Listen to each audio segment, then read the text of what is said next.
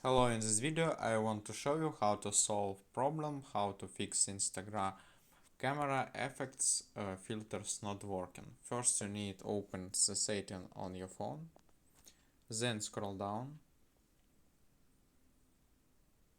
and find the apps, manage apps, and here just loading for data of your apps, and then using search bar enter the Instagram.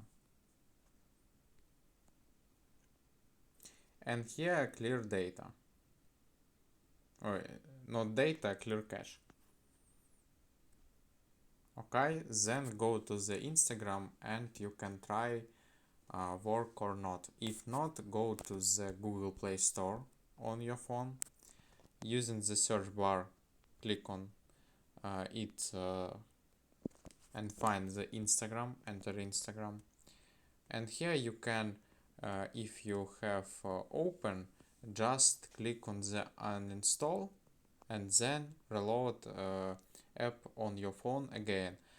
If you have here update, click on the update, wait for loading update, and then go to the Instagram and try work it or not to fix your problem.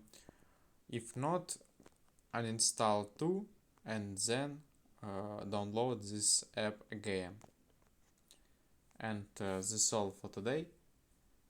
Goodbye.